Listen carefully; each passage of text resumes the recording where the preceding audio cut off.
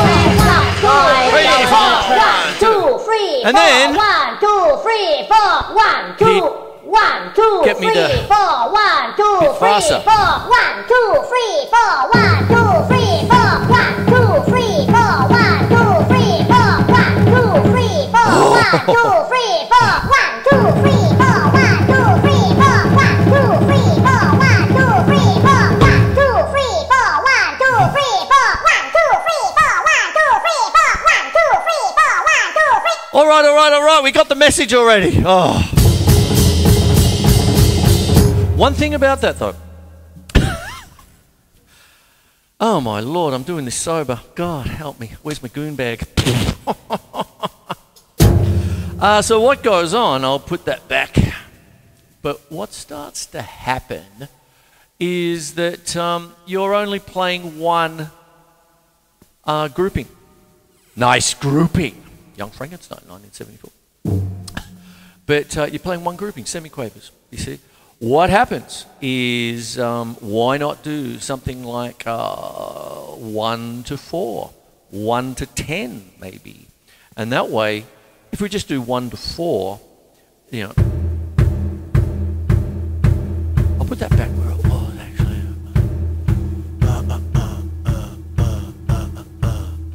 1, 2, 3, 4, 1, 2, 3, 4, 1, 2, 3, 4, 1, 2, 3, 4, 1, 2, 3, 4, 1, 2, 3, 4, 1, 2, 3, 4, 1, 2, 3, 4, 1, 2, 3, 4, 1, 2, 3, 4, 1, 2, 3, 4, 1, 2, 3, 4, 1, 2, 3, 4, 1. 2, 3, 4. But what happens is if we take it back down a little bit lower, and then I'm going to take you, why not? If you're going to do this kind of chops, why not go to 1 to 10? So let's go to 1 to 10. You've got crotchets, quavers, triplets, semiquavers, quintuplets, sextuplets, septuplets. Gina Lola Bridget! 30-second notes, non-uplets and decuplets to 10. I was doing 12s before, like a 1 and a 2 and a 3 and a 4 and a double stroke rolls if you want. So if I'm taking it down low, 1, 2, 3, 4, 1, 2, 3, 4, 1, 2, 3, 4, 1, 2, 3, 4. 1, 2, 3,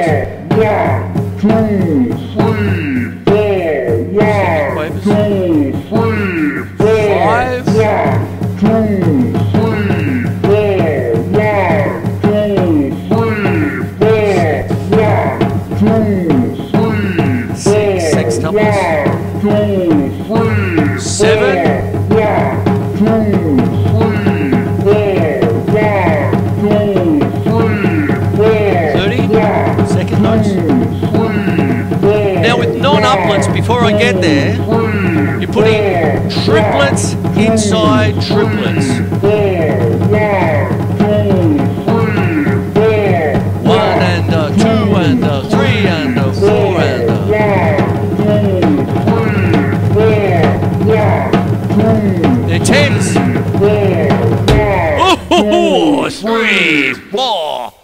Oh boy, there's Chop City. Okay, the other thing, of course you've got lots of different kinds of sticking patterns and things like that. But what starts to go on is that they're in Stick Control by George Stone. And towards the end. And one of the reasons why you've got 5s and 7s and things like that is because it goes back to the rudimentary right to left. Do you see? You might have triplets. And then quintuplets to keep the flow from the right to the left. So on it goes, you see. That's what goes on. Ha! Oi! There it is. I better get a wriggle on. Geez, I've been going at it for a while. Anyway, so what have I talked about? There's 1 to 10. You can get that home. So it's a bit of a contrast than just doing semi-quavers and working your way up the metronome, you know, from the good old 208 where it's going like that and you fall off the drum stool and you go, bloody hell, I got it. A minute non-stop. Ooh! You know, metal. It's almost a requirement. Let me take you through a few things now. One of the things I've already done with tonight's show is a little thing. I've got it written down as, you know, just as bullet points, but take your feet with you. And that's what I've done with the double kick and the brushes before. Stick control story, add the feet. I used to go away, take the missus back in the day, away on the old Christmas holiday in between, you know, good old school holidays. And then I'd come back and I'd be 2 weeks away without having played any drums. So I used to religiously pull out the stick control book in January after the Christmas holidays and go through it. And I did that for about a decade. And then after a while I just started to add the feet to it. So I would just go through the stick control book with either 4 on the floor, a 2 feel, and then I started to do Latin bass drum, like... So on it goes, and I just went through the book every day, and then I kept on going like that. Woo! And then that's what happens. Now the next one is that I've been doing most things on the snare drum to keep it relevant to anyone else's practice pad. But there's a big thing when you're starting to need to use your chops for the situation and the style. So because what I do is a lot of soundtracky stuff with the triggers and with the second show I've got Impromptu TV, I do a lot of backing and just like I have to sit there, and this is where things like keeping that even for like 30 seconds, you know, you can't go... Yeah, come into the office, yeah. Yes, maestro, yes. You're cooked, mate! You don't have the... All right, here we go. We've got the lamb chops. They're usually... No, you haven't got the lamb chops, mate. You know, so if you're sitting there, or you're there going, that the exposed parts of a symphony, when you're using your mallets and there's the timpani, and you've got to go... Something as simple as live from New York, proudly brought to you by Colgate Toothpaste, Radio City Music Hall. And you're there and there's the MC sort of, oh, what do you got tonight? And you're there going, bloody hell, what's going on? By all accounts, Billy Gladstone, the very famous drummer, had this brilliant long roll because that's exactly what he did, was those kinds of things. And he'd just go... So the tempo could be 1, 2, 3, 4. Oh, look, and you're just sitting there going, oh, finger control. There you go. So the chops for the situation and the style. So I'm suddenly talking classically, you know. Rock. There's the jazz. Ah, world. Metal. And, you know, it keeps on going. As soon as you say some of those words, metal, okay, double kick time. So you take your feet with you, you know.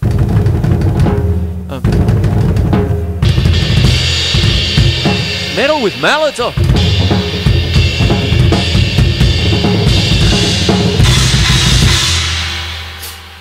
Master! Master! In the rain. Metallica, Manchester. Master, Manchester. Oh, the one that's in the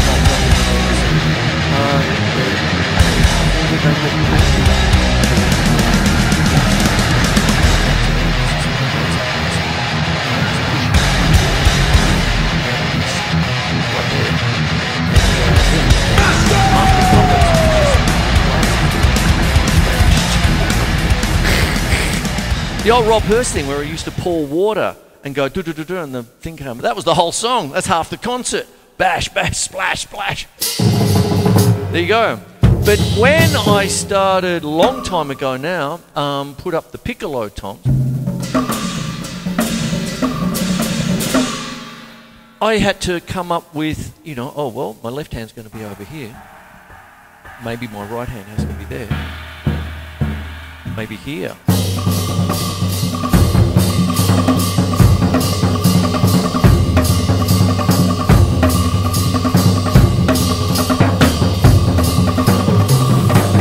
You've got to have peripheral vision. I'm sort of looking there and going like...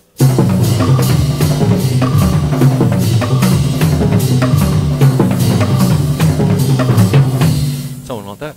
And then when I'm doing things like that, you start to get into your angle. So next thing you know, you're playing your chops out here for the purpose of the music, for the style, do you see?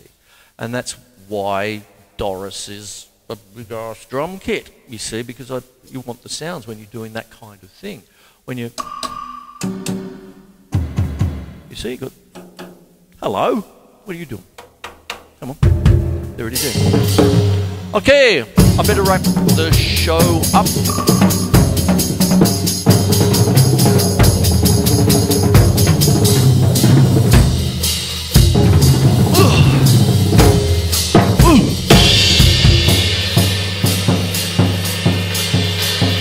Meat market for your chops.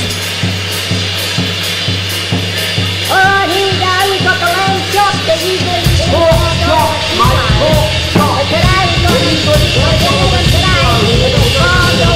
My name is Chris Quinlan. Come down to the Point Hook Meat Market and I'll sell you some lamb chops, $5 a tray.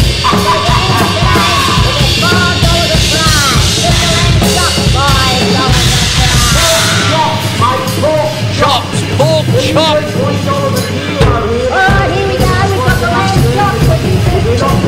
I'll have this up tomorrow with a 4-camera shoot. I hope you're enjoying it.